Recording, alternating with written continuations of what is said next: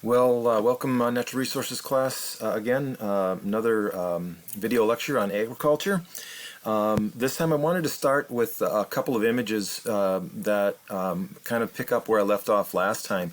I wanted to show you this field that you can see in the image here, and you can definitely see darker green areas and lighter green areas. We would say, as I mentioned last time, that those leaves tend to be a little bit chlorotic. If you look closer at them, you can see the yellower areas and greener areas. In this particular situation, this is an iron deficiency in the field.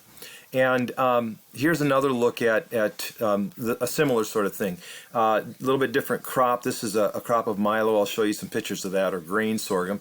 But you can see these lighter areas out here.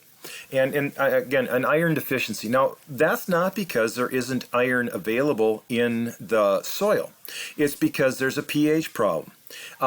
The iron is in the soil, but because the pH is not right, it's too high a pH in this particular case. That soil is held too tightly to the element. The iron is held too tightly to the soil profile, and is therefore not available to plants. And so last time we talked about cation exchange capacity. Well, there needs to be an exchange, in this case of iron, which is also a cation. It is a positively charged atom, typically in the form that it's found. And I just wanted to show you what that looks like, what a deficiency looks like. Again, even though the element is there in the soil, because the pH is not right, it is not available to the plants. Now, in both of the images that I showed you, those plants would eventually pull out of that, and those fields would, those areas of the field would look green before too long. I wanted to show you another image. This is actually a field that I planted. And I know it's a little bit hard to see what's going on here, but I think I can make it clear. In this field was my brother-in-law's field, and he ordered a certain amount of anhydrous ammonia, which is the source of nitrogen for these particular plants. Now, he knew he didn't quite order enough. He was hoping he would, but he didn't know if it would stretch, and actually it ran out on me. So I was driving a four-wheel drive tractor, pulling a 32-foot wide planter, which itself was pulling an anhydrous ammonia tank. So it was kind of interesting to turn the thing around. Maybe another day I'll show you a picture of that. But right here, on the left side of the picture, which I'm circling with the pointer, these are healthy milo plants. Now, just as a side note here, to show you what milo should look like, here is a field of milo. These plants are probably 3.5, maybe 4 feet tall. The leaves look like corn, but it actually bears the fruit, the seed, if you will, in a head that comes out the top, where you would see the silks in a corn. And if we look closer at that seed head, this is what it looks like. And these are little round BB-shaped grains. And actually, they'll be green at first and then turn either a yellow, a rusty brown, or a white color, depending on the variety of milo. If you get them when they're green, you eat them, they actually taste sweet. So this is a high carbohydrate crop. So that's what I was planting. And if you look in the picture here, then I ran out of anhydrous ammonia on the right side of the picture. On the left side of the picture here, there was anhydrous ammonia, a nitrogen source, and it yielded a healthy plant with a good seed head. Over here, spindly yellowish plants, not much for a seed head at all. And just to underscore the importance of fertilizer to agriculture. Okay, I want to show you another a picture here, just kind of ask you. It's a little bit hard to do when I don't have everybody. Oh, I guess I don't have it. Well, I'll pull it up. When I don't have everybody here to look at this. But I thought I would show you, oh boy, this is risky if I get the right one or not, a picture that you might see as you're traveling out west. And if you look at that picture, it's a little bit blurry. You know, what in the world are we looking at here? It looks like some crazy looking sand dunes, doesn't it? And actually what you're looking at here are piles of milo. These were piled up outside. You can do that because it's drier there. And these are the different varieties of milo. I mentioned the different colors of the seed head, and you can see them there. And they make those piles. They'll eventually probably cover them with a plastic, ship them to where they're processed. This is a common feed source for animals. It's also used to make ethanol. So just thought I would throw that in just to show you kind of a fun picture. I'm going to show you another picture. Again, this computer has been dropping some of my images, so I may or I may not get to show you that. We'll see how this goes. Show you a picture of a married couple. Maybe. There we go. This is Harold and Arvilla Taylor. I'm not sure. Arvilla, I'm not sure I would name a child that, but that's not for me to say. She's a wonderful couple. They agreed to let me interview them. And the reason I did is because if you remember back when we were talking about forestry, a lot of the old-time logging operations were male-dominated. There were some female workers typically at the camps, but out in the woods there weren't that many women. But they were hard at work back at their homes and farms, taking care of animals and everything, and kids and everything that had to be taken care of there. Arvilla was married. I don't remember when she was married, but it was quite a while ago. She's in her later 70s in this picture here. And her husband died quite young. I think she was in her late 30s, maybe early 40s when he died. I don't know if it was an illness or a farm accident, but he passed away. And after that, she married Harold, the gentleman in the picture here, and they've been married for like 40 years or better in this picture here. But interestingly enough, Arvilla kept her former husband's operation going, and she's actually the farmer in the picture here. Harold actually works at a feedlot, runs a feedlot with his brother, but Arvilla runs the farm, and she actually drives sweeps. She's running a tractor. This is sweeps. It's a tillage or cultivation piece of equipment they use out there. They don't turn the ground over. They just kill the weeds on the surface and turn some of the more shallow stubble over. So picture her hooking that implement up and driving it around. And she also runs 30 or 40 head of cattle, which means she's got to see to them giving birth, feed and water, shelter, doctor them when they need it, market them, sell them, all that. So it's kind of fun to talk to her about her life. And I asked her the two things that changed the most in her life. And she says the size of the equipment and the size of the farms. And that's kind of a theme that we'll be working with today. Okay, so in your notes that we're going to be dealing with this, farm statistics, we're going to start with world population. In 1800, it says in your notes, 3% of the world's population was urban. In 1900, it was 14%. In 1950, 30%. 2008, 51%. And look at this, U.S., as of 2008, 82% urban. Now, those numbers will be updated here with our more recent census. That's in the works, but that's the ones I have to work with most recently. But contained within that is the need to define that term urban. And I looked at the Census Bureau definition. There's also the UN definition. Many people have a definition. If I asked you as a class what your definition of urban would be, or maybe of what a city would be, how many people would an area have to be considered a city in your mind? Now, I grew up in a small town. My hometown has 280 people in it on a good day. And so my definition of urban or a city might well be different than your definition of urban or a city. So we got to have some place to work with. And if you look at it, you can get pretty deep in the weeds. The Census Bureau says a town of 50,000 or more is considered urban. They would, and they would also include, and the UN as well, that you can also have this notion of urban centers, kind of like suburbs, if you will, and they have to have 2,500 or more people or more, or have 400 or more per square kilometer to be considered an urban cluster, basically connected to an urban area. As I say, it can get pretty deep in the weeds. So for our purposes, we're going to say that a town has to have 50,000 people in it or more to be a city.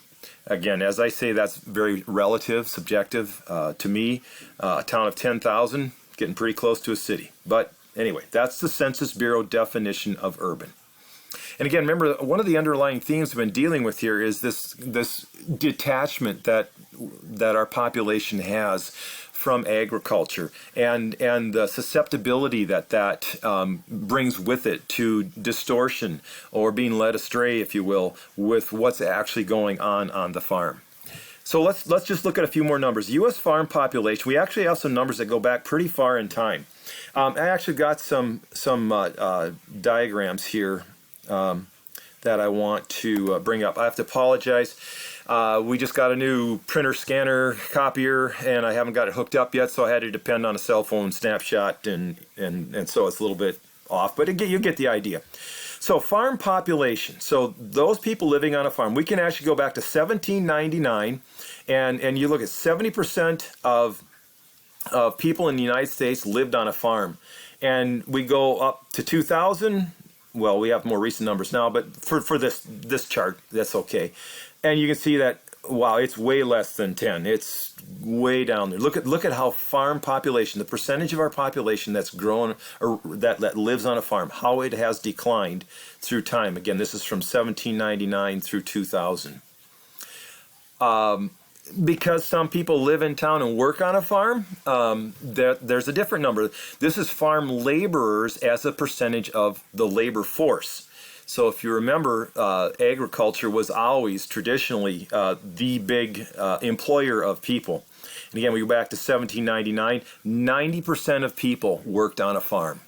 So even though 70% lived on it, 90% worked on a farm. And that has fallen off as well for lots of reasons that we'll talk about, not the least of which is the technological changes. Whereas back here, farmers were likely walking behind a horse or team of oxen to plow a field. Here now you can have a tractor with 600 plus horse. I was just looking at some of the stats. You can actually buy a tractor with over 600 horsepower and pull a tremendously wide piece of farm equipment and work so many more acres now. So that's going to be worked into that as well. If we put those two numbers together, and a little more recent data set, this goes 1910 to 1995, you can see again the trend, and that's really what we're looking at. And currently, if you look at U.S. farm population, if you look at those notes, 2012, it's 1.4% of our population lives on a farm. So those 4 of you in our class that were raised on a farm, you should be proud. You are an endangered species, and when it comes to life choices, folks, boy, that's a fine one to make. It's a difficult one, but it's a necessary one. So then, okay, you look at U.S. farm laborers, a similar track. I think the last I have in your notes is a 1990 number. 2.6% of farm laborers. I actually have a little bit more up-to-date one. It's from 2008. This is the U.S. Department of Agriculture, USDA. Just says it's less than 10%. So you can see also on this picture that I have here, the number of farms, over 6 million here. And it's tailed off to about 2 million here in just this 1995 graph, about when some of you were born, a little before some of you were born. Just to make it a little more current, the U.S. in 1910, as you can see in your notes, 6.4 million farms, and now it's down to 2.1 million farms. And the number of farms really peaked in the 1920s. Actually, this chart shows it in 1930s. This is kind of interesting. If you think about what was going on in our country right in this time, 1930s, 1940s, this is the Great Depression. World War II started 1940, well, 1939, 1940, depending on where you're at. And it was interesting, if you talk to some people that are still alive that lived then, a number of people, there was a significant percentage of the U.S. population that actually had to move back to the farm. They did so because they had to raise food to survive. That was their only way to get by. And so you see this increase in number of farms and farm at that point, because people were doing that to live, to get by, to make ends meet, if you will. And their big products at the time were eggs and cream. You see lots of big chicken flocks and cream cans. That's what a lot of people did to get by, in addition to their regular crops.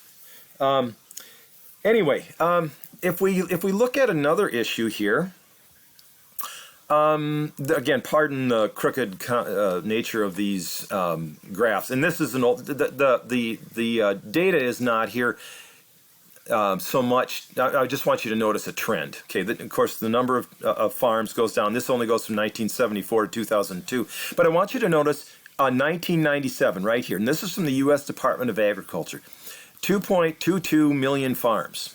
Okay, so let me go down here to U.S. This is U.S. Census Bureau, 1997, 1.9 million farms. We've got a disagreement. Well, it comes from a definition of a farm. What is a farm?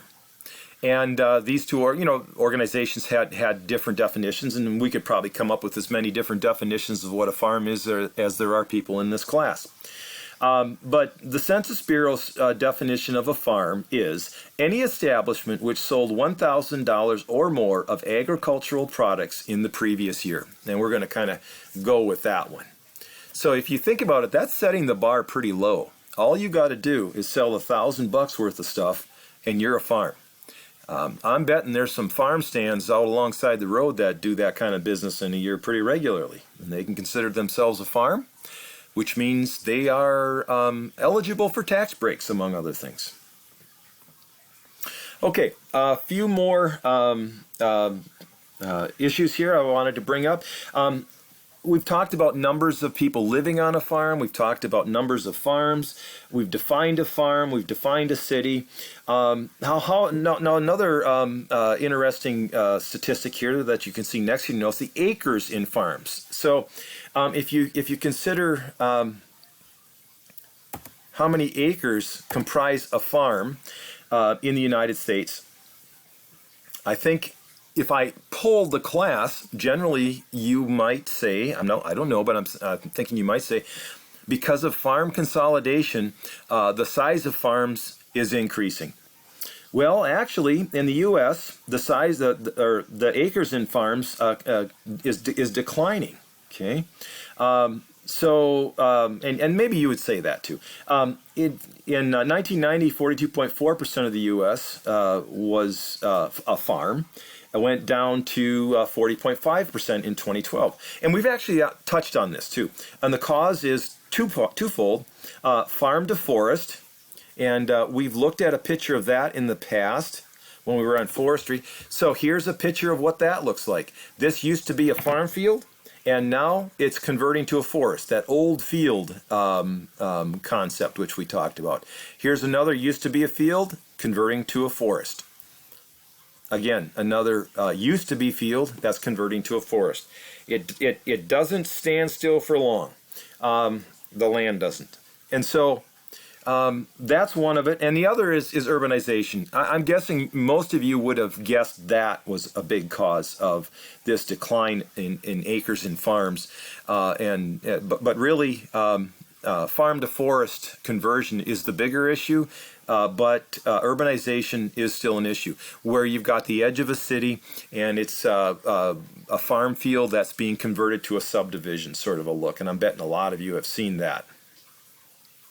Okay, if you look at the next line in your notes, it might seem a little bit contradictory to what we were just talking about.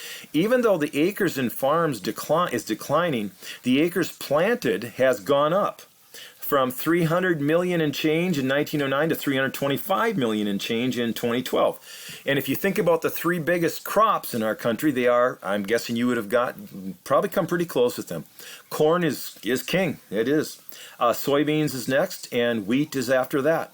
Those are the biggest, what is most frequently planted in our country. So we have an increase in acres planted in the next line. See, well, with a decrease in acres in farms.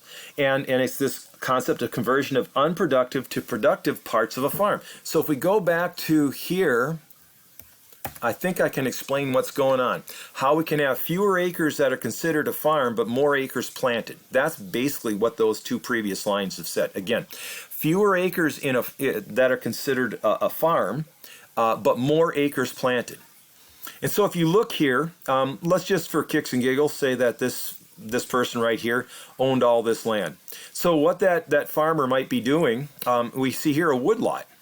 Well, that's nice, great place for wildlife, nice to look at, maybe get firewood out of it, whatever. Problem is, that farmer, that landowner still has to pay property tax on that. And that can be difficult. And so the farmer trying to get by in a very difficult economy for agriculture right now, we'll talk about that another day, is going to look at this area and say, how can I make that productive? And unfortunately, what they might do is cut that all down, pull out the stumps, and turn it into a farm field. Or another option for them, here you have a nice hedgerow around a farm. And, to make this easier to farm, they might take that hedgerow out and just farm this whole field. They might even drain off that little pond right there and make this all one big field. They would be able to work it more efficiently then. And so the number of acres in a farm is going down, but the number of acres planted is going up for those reasons. What that farm looks like is changing a bit through time. Another important issue here is this concept of average farm size. And I would bet that, again, if we did a poll of the class, most of you would assume that farm size is increasing. And in actuality, if you look at numbers from our country, it's not. It's actually decreasing. From 460 acres average in 1990 to 434 acres average in 2012. But look at your notes carefully, except in 11 states. Delaware, I don't know. You make one big farm in Delaware and you're going to swing things a lot. Anyway, Illinois, Indiana, Iowa, Kansas, Maryland, Minnesota, Nebraska, North Carolina, North Dakota, South Dakota. And say, in those states, the average acres per farm cumulatively has gone up from 519.8, so basically 520 acres in 1990 to 611 acres in 2000. And I actually have some more recent numbers. I have not completed the tally of them yet, but it's looking like in 2016 the average acres in farms in those 11 states will be 651 acres. So that's probably going to be a 20+% increase. I know your note says 17.6% increase in 2000. And here's the whole deal with that. In those areas, if we look at this diagram which I showed you before and promised you we would come back to, the bluer areas here, this is the highest soil productivity, okay? Here we have Kansas, here we have Nebraska, South Dakota, North Dakota, Minnesota, Iowa, Illinois. Those are the areas where the farms are getting bigger. And I would argue those are areas where they should be getting bigger. And the reason is something called the Borlaug hypothesis. And this is the last line we're going to deal with today in your notes. Norman Borlaug noticed this and said this was a good thing. He thought that increasing agricultural productivity on the best farmland reduces deforestation by reducing the demand for new farmland. So if we can focus our farming efforts on soils that are best able to benefit from that, then we're going to have more area like this, which is farmland that's reverting to forest, and less area that is becoming deforested to make room for agriculture. Now, this is a double-edged sword, though, because if you're the farmer that was trying to farm this field and raise a family on it, you've gone broke. And that's a sad thing. And I mentioned that as we went through, my wife and I went through southern Georgia, we saw all the old cotton fields that had been reverted to southern pine plantations. Maybe I'll show you a picture of that next week. And the effect that had on those communities. They were under, in transition from an agricultural-based economy to a forestry-based economy. And the transition was significant. It really affects those communities. But we're doing better on better soil. Well, this comes with a cost also, though, in another way. And I'm going to show you an area of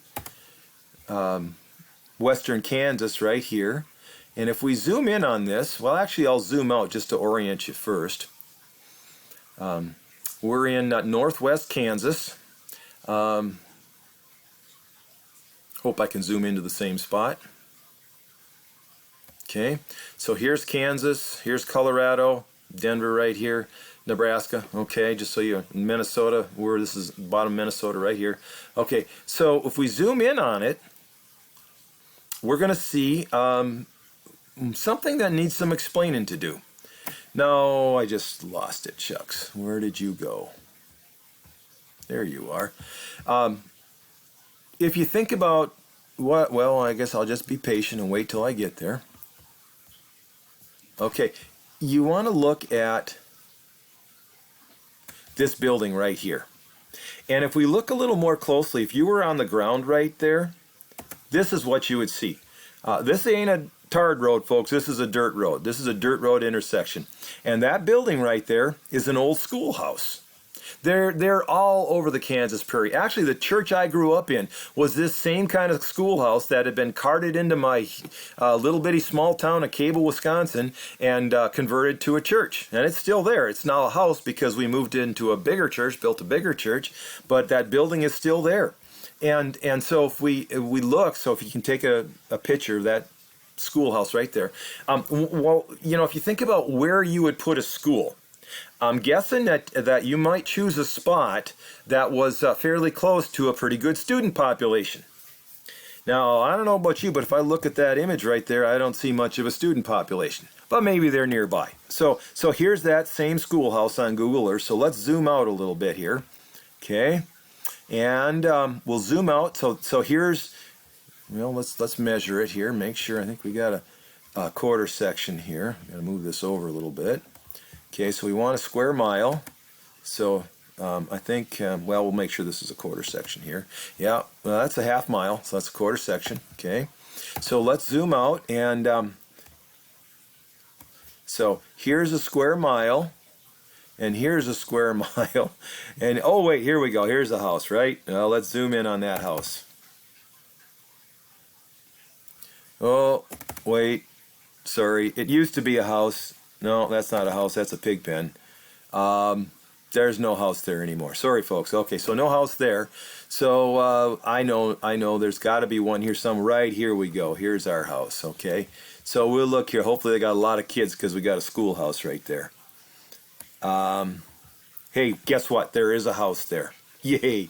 Okay, so if we zoom out a little bit more, though, we got to zoom out a long way, and you don't really see. Well, there's that house right there. I don't see any other houses around here, folks. What's up with that?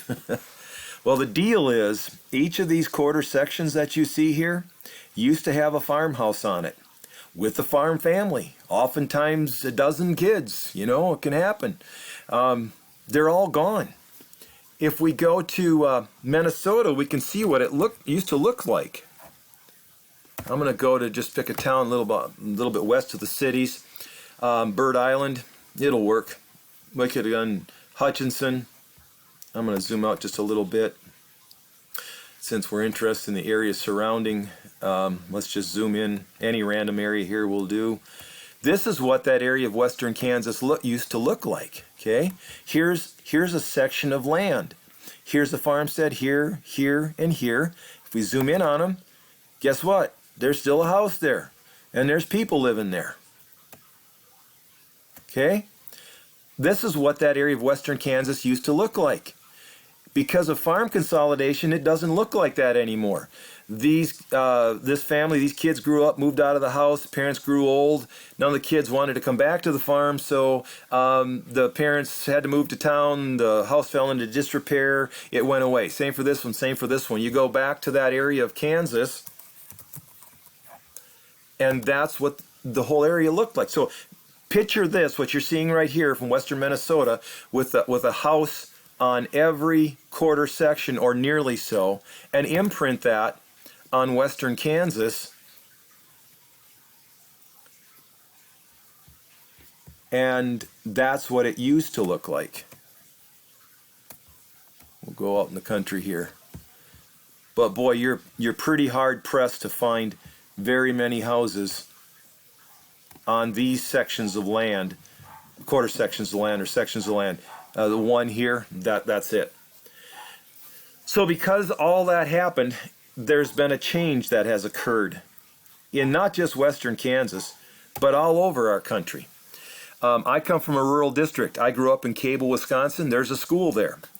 We started having not enough students. So when I was in 5th grade, we integrated with our arch rival to the north, Drummond, Wisconsin, and Delta, Wisconsin, and Nemacolin, and Mason, and Barnes, and all of a sudden, all these towns made up one school district. I went to a school district with which had the second smallest student population in the state of Wisconsin, but the largest district. There were kids in my school district that had to ride a school bus 100 miles every day, 50 going, 50 coming back. And this is why. This is a 1900s vintage house, one maybe late 1800s, smokestack or a chimney in the middle and the house built around it. Here's their old windmill. The blades are gone. Granary, they would pull a wagon in here and put the grain off either side. You'll see these all over western Kansas, remnants of them. This is probably a 20s vintage house. Was lived in long enough to have a TV antenna on it, but it's fallen into disrepair. Probably a 40s vintage house right here, maybe 30s. This one, I know the gentleman that owns it. You could actually live there rent-free. Any house starts to fall in disrepair when somebody's not living in it, and so many of these people will let you live there rent-free. Maybe all you got to do is pay the utilities, and yeah, it's a good deal. But those houses, each of them used to have a family. They no longer do. This is the town of Gove, Kansas. This is the county seat, just south of I-70. All of these nice buildings here, though, all of them are abandoned. Nobody lives there anymore. This is the town of Orion, Kansas. And, it looks like there's a going concern here. There's a graveyard. People are dying to get in there. Anyway, if you look a little closer at Orion, oh, shucks. There's a nice corner store there, but it's dead. Nobody's doing business there anymore. There's actually 2 families that still live there, but it's going away quick. This is all that's left of the town of Corrickville, is the graveyard. But at least there's a graveyard there, and people still do take care of it, but it's going away quick. It's a cornfield next door. This is all that's left of the town of Phelps, Kansas. There's nothing left there. My father-in-law can remember when they bulldozed the last foundation under, and now it's just a farm field, and there's an oil pump in the middle of it. It used to have a postal address. I'm going to finish today with sort of a sad essay, just a short little article. It's written by James Lilacs. He's a local commentator, wonderful sense of humor and wit. And he's talking about this issue of small town America and what's going on, how it's affected. So he wrote this. He says, your average rural doofy can fathom the scale of a major city, but it seems their urban counterparts cannot comprehend just how much America there is out there. Who's the provincial again? He says, the standard take on the necessity of small towns is that they populate larger cities with kids who've been raised on small town values. True, he says, as long as they keep making replacement kids. I suppose that works, but there's also something astonishing about these outposts of civilization. Big town virtues imported far away to the wilds, where rules and order are imposed on an unpopulated and indifferent land, where the architecture nods to Europe in its own trim way, where the streets are straight, the windows have signs for products you could get in New York or Chicago stores, where a fellow can pull up his car to let it cool off and walk a Coke out of the cabinet fridge, and it's the same Coke he had 400 miles back in the train station.